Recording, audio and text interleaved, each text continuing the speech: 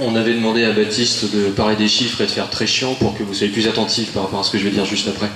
Bah oui, c'est pas ce qui est plus rigolo hein, pour la trésorerie et les chiffres. Néanmoins, ça fait partie de la vie d'une association que de vous rendre compte aussi d'un budget, de ce qu'on fait de votre argent, de ce qu'on fait des cotisations.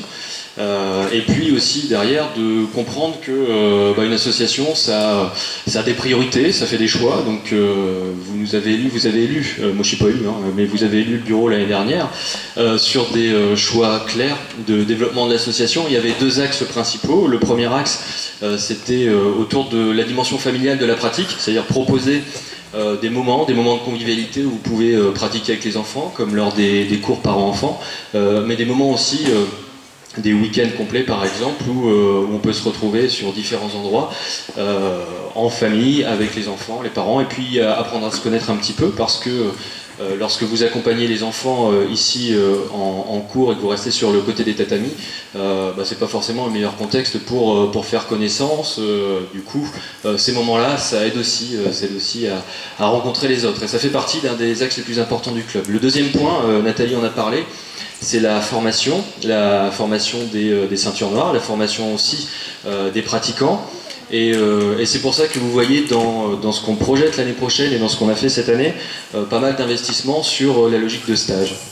Je voudrais revenir du coup sur tout ce qu'on a fait cette année, un petit bilan. J'ai rien préparé donc ça va être un petit peu dans le désordre, mais ça vous rappellera peut-être quelques souvenirs.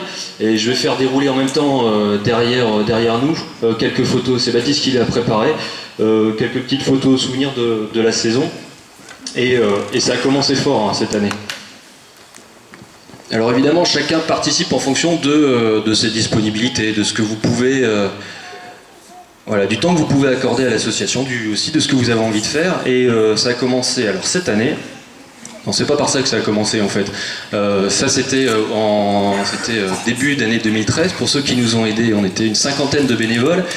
Et si vous avez suivi un petit peu au week-end ou l'actualité, on essaie de remplir notre site internet de manière régulière pour que vous soyez informés. On a organisé la coupe régionale ici de Taijitsu à Lers.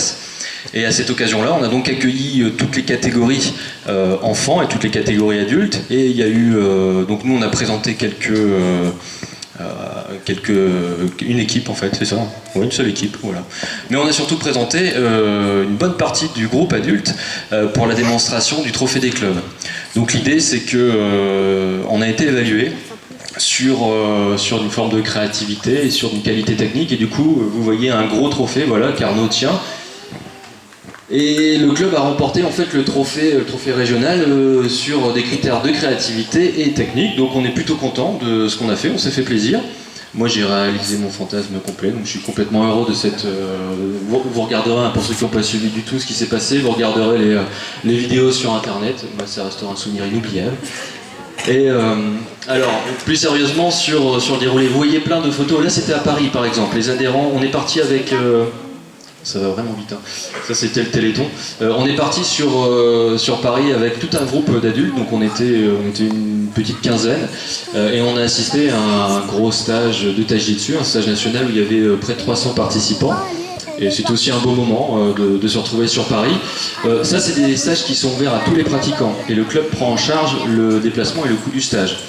Donc ça c'est des... Voilà, bon, on a fini un petit peu dans... Bon, il y a eu je vous laisse découvrir sur internet si vous voulez voir les vidéos hein, de tout ce qu'on a fait cette année. Mais pour revenir sur les stages, on emmène à la fois tous les adhérents sur Paris ou ailleurs. On est allé aussi à Eperlec cette année, on a accueilli aussi des stages. Il y a les stages aussi pour les ceintures noires. Parce que ça part de ça, c'est-à-dire que si on veut que les enfants ou que les adhérents de manière générale progressent dans la pratique de notre discipline, il faut d'abord qu'au niveau de l'encadrement on soit un minimum à la hauteur, ce qui signifie aussi de se mettre à jour tout le temps. Un pratiquant de sport de combat ou un pratiquant d'arts martiaux qui s'arrête quelques semaines, qui s'arrête quelques mois, c'est un pratiquant qui régresse. Ça signifie que si on veut continuer et poursuivre un encadrement de qualité, on est obligé de se remettre en cause constamment, obligé de participer à ces stages-là, et dans la mesure du possible, faire bénéficier de tout ce qu'on a appris dans ces stages, faire bénéficier de nos avancées techniques aux adhérents et notamment aux enfants. Donc vous avez vu pas mal de photos de stages et vous l'avez noté aussi. On a fait quelques cours parents-enfants, j'espère que ça vous a plu. À chaque fois c'est un bon moment quand on est enseignant parce que on voit, bon, il y a les groupes qui succèdent le soir, il y a les enfants, il y a les ados, il y a les adultes et parfois ça va un petit peu vite. Le mardi soir ça part vite, le vendredi soir ça part aussi très vite. Pas le temps de discuter, pas le temps d'échanger, donc c'est des moments de convivialité auxquels on est attaché aussi. Et puis de voir que les familles sont régulièrement présentes sur le bord des tatamis pour voir ce que font les enfants. Et parfois osent monter sur les tatamis, ça compte aussi pour nous.